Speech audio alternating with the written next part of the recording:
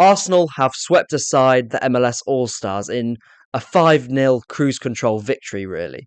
And in today's video, I'm going to give you an in-depth analysis and a tactical breakdown in individual player performances and a more generalised breakdown of the game in itself, and particularly focusing on a new system and structure deployed by Mikel Arteta. Look, there is so much to be excited about taking away from this pre-season friendly, and I hope you can share the same sort of exuberance as me.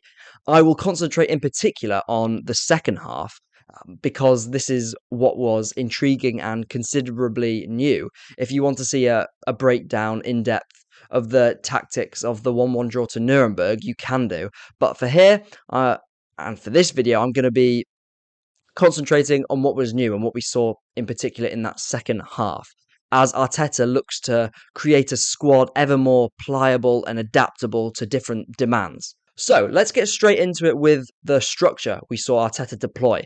We've seen the 3-2-5 shape regularly last season. We've also seen the 2-2-6 shape.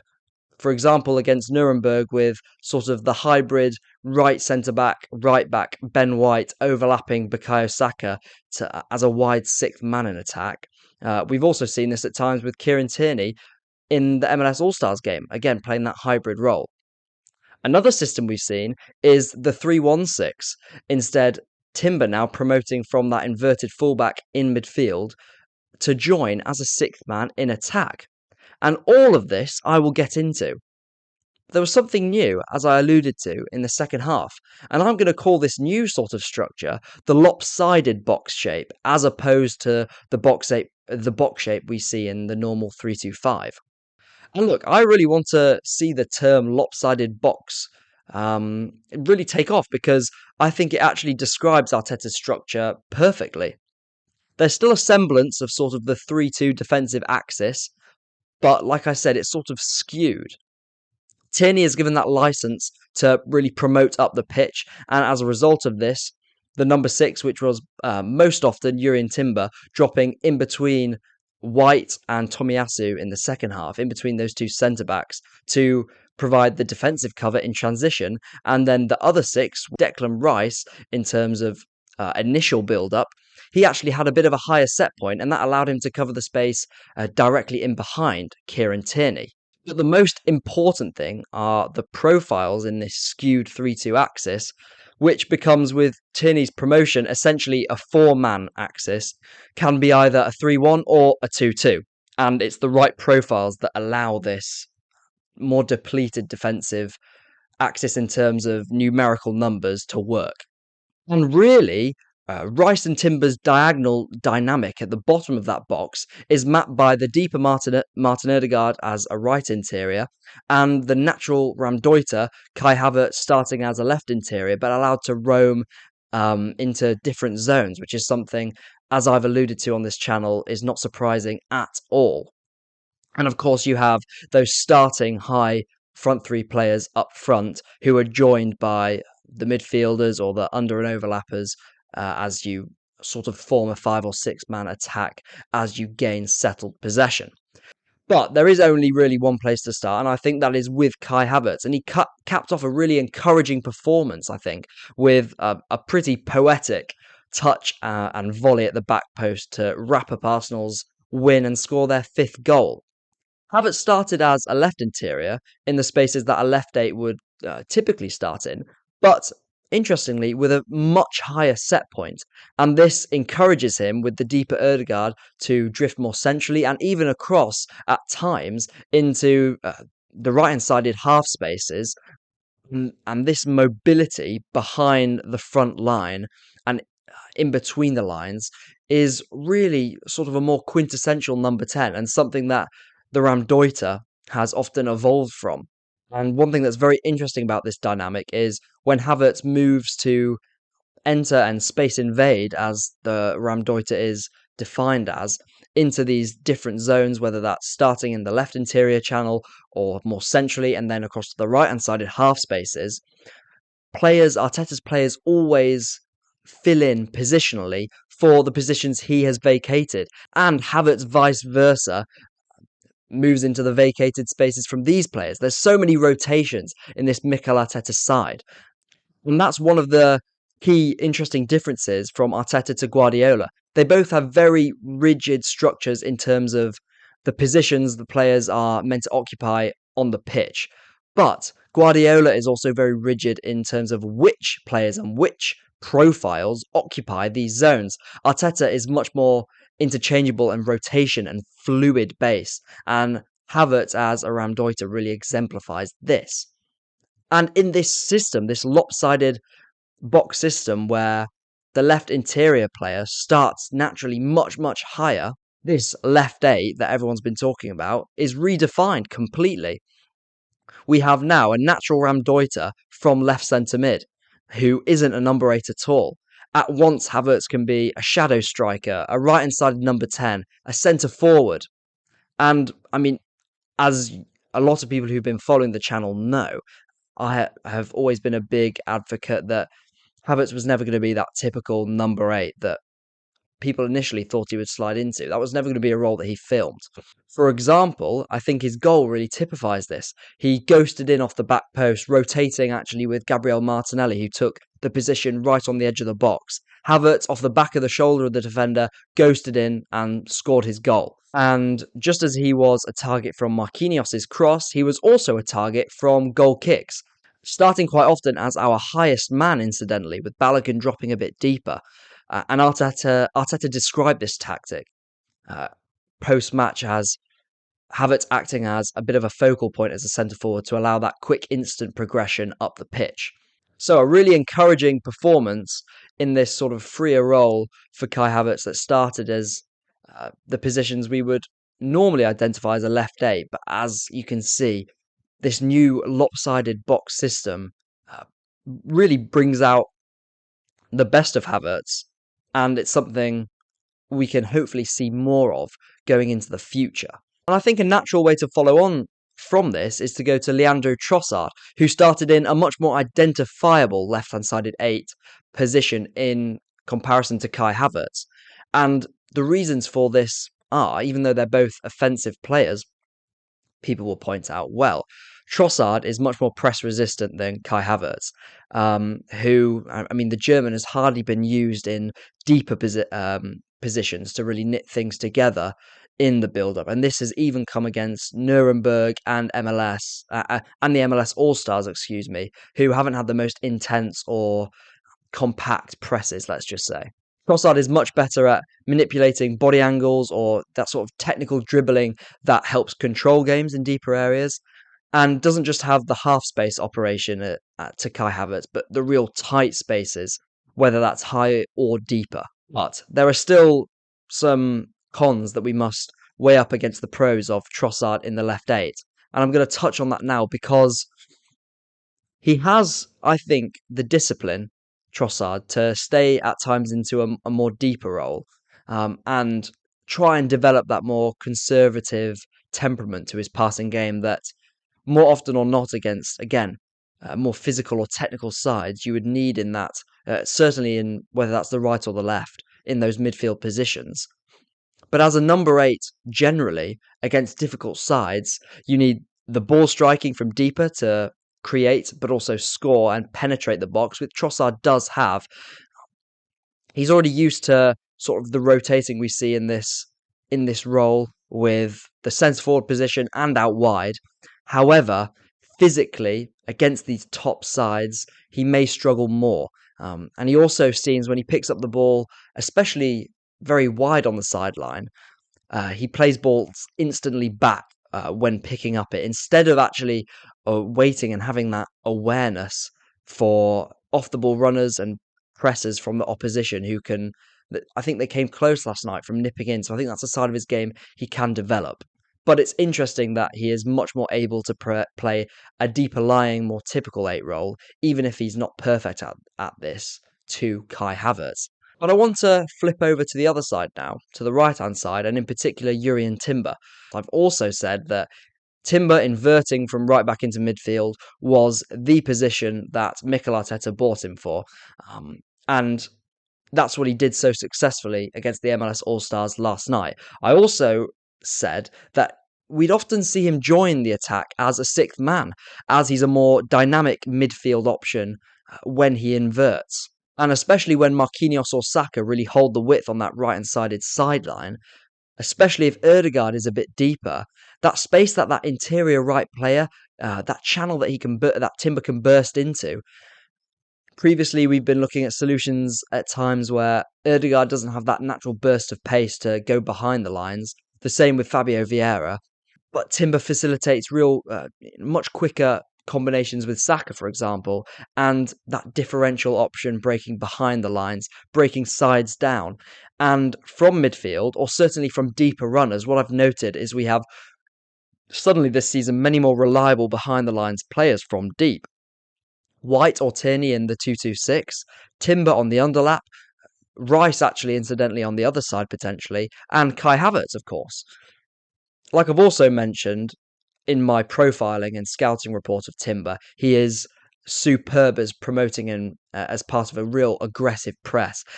And this natural stepping up into midfield and often higher facilitates these real quick turnovers that often find him naturally a sixth man in the attack. His turning circle, as again already stated, is absolutely superb. He's so evasive, and this allows us to control games really well. He's physically powerful, springy in the tackle, nimble because of his sort of low centre of gravity. So he's the perfect build for an inverted fullback. And when you put on top of that how composed he is, how he beckons on a press a la a William Saliba, and then draws them on, bursts past them more dynamically even. There's a perfect balance with, I think, someone like a Declan Rice in that pivot. Both, or as well, don't release the ball instantly, have that pauser. So, such an encouraging showing for Jurrien Timber on his first appearance for Arsenal. I've just touched on William Saliba. I mean, his performance yesterday, again, not put under too much pressure, but it really was like he never left, and that is great to see after his back injury. He was so calm, composed, graceful in covering ground, and you can't get much better as sort of a leading central centre-back in terms of build-up and then reliability when called upon than William Saliba around. I'm going to stay in defence with Takehiro Tomiyasu. It's unbelievable to have this guy back. He deputised in the second half for Saliba as that central centre-back, and he gives that defence for it. And as well, he gives that depth for us, of course, across the defence with his ambidextrousness. And it makes things so much easier. Obviously, would have loved to have him and Timber last year. And we'll have to see if Arteta thinks he can be that leader and angle creator from the centre of that back three axis. And sort of a more out-and-out deputy to Saliba, or just general cover and a body across the whole back four. Just before we move on, I've got a couple more defensive options to cover, and that's White and Kiwior. I'm going to start with Ben White. Just as I touched on against Nuremberg, I won't go into this in too much detail. His clip balls, his vertical clip passes over the top, again, superb. Very important to keep this attribute in our side. And he's finding himself again increasingly high and wide. And when the right winger is always the one aimed at in a switch of play, as we start with the wingers so high and wide for Arsenal, that means there's these often instantaneous overlaps from Ben White as he's starting so wide, especially if he's not the ball side centre-back anyway. Physically as well, I want to touch on, he looks in really great shape.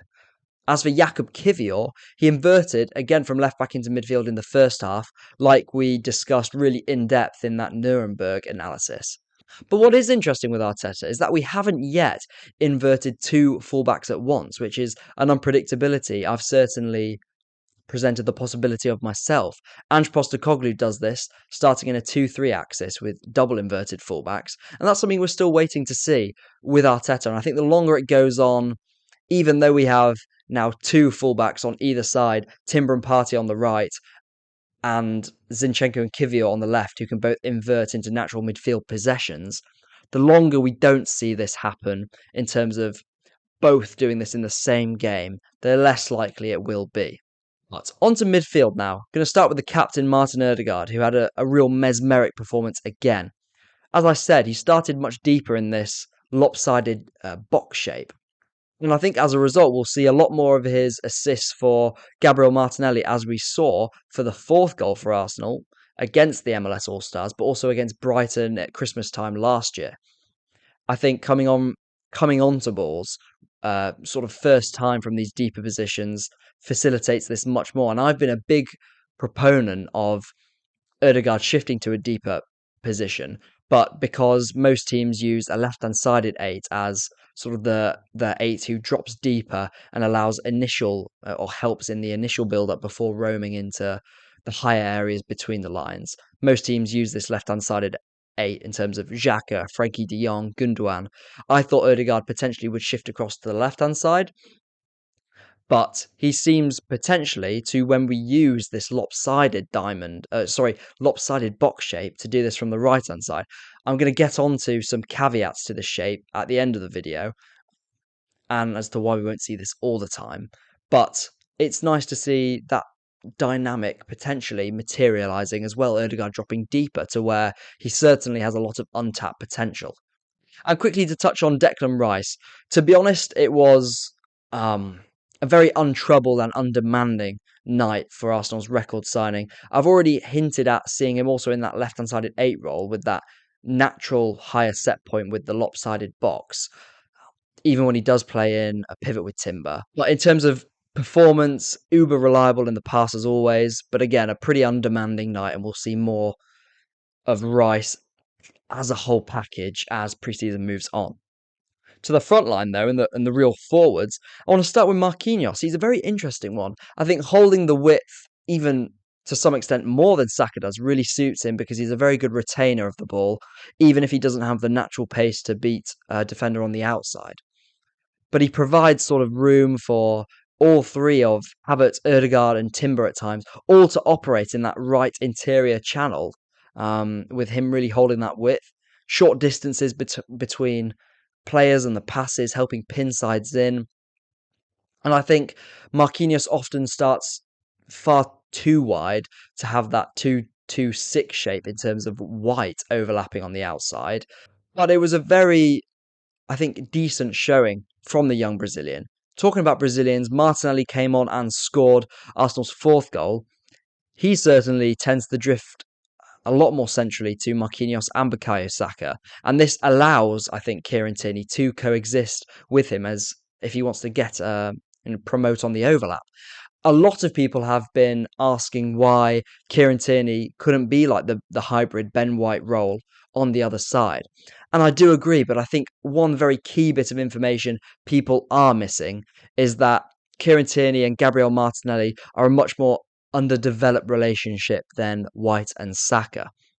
Martinelli does allow Tierney to coexist with him, but he is not as used to combining with a fullback on the overlap, even though he drifts into more central positions. And that's something we must clear up. But I did say I wanted to caveat and provide some context and foresight for this structure as a whole, because I'm not saying it's the best structure, and Arteta and Arsenal categorically will need much more control in more physical and technical games. But it's so encouraging, this new structure to deploy that everyone looks comfortable and happy in. And again, it shows how Arteta is creating such an adaptable squad with so many rotations and different dynamics and unpredictability in certain games. But to go on from what I've just alluded to add some foresight to this system, we still need to see what happened in that crunch match. Really is a crunch pre-season game against Manchester United, where it will be a lot harder to control and then maintain control of the football. And we will need one of our midfielders, whether that's the right or the left-hand side, probably most likely the left interior, to become that more out-and-out number 8 again and dropping deeper to help secure the ball. Declan Rice will be able to play in that left 8 role, and I'm sure we'll see him there at times for Arsenal. Something we could potentially see against Man United is him and Thomas Partey coexisting.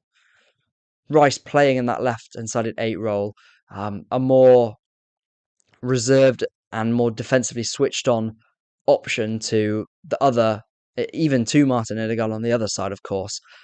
And in terms of squad profiles and squad availabilities, and again, going general trends and general patterns, the left-hand sided interior is the one that becomes that all-phase number 8 and drops much deeper. And against Man United, it will be very interesting to see how Arteta switches system. Going back to what Arteta said in his post-match interview, if he feels Havertz can start, we may even see him displace the striker and become a centre forward against United, allowing that much quicker progression up the pitch, especially if United or any side that we play press really well against us. So those are the most notable things that I've analysed from the game. And it was certainly nice from a channel point of view to see Havertz be used by Arteta in as sort of a Raumdeuter from left centre mid, something that I have aired in all my Havertz videos, in both of them that I've done, and also in my scouting report on Timber, having sort of no doubts about me that he would invert from right back into midfield. But going back to it, it's actually a real crunch test in pre-season, although it is just a pre-season game against Manchester United on the 22nd of June, and there'll be long-term implications and indications of how both sides will set up. So I'm sure I'll have a video when that game is played coming out on that. But that's all I've got time for today. I really hope you've enjoyed. Like, comment, and subscribe. Give me your thoughts as well. What did you think about this lopsided box shape that Arteta employed? Are you just as excited as I am about it as well? That's all from me, though. I'll catch you in the next one. I've got a lot of videos coming. There's a lot to cover, as I've said in my community posts. But I better get on with them. See you in the next one.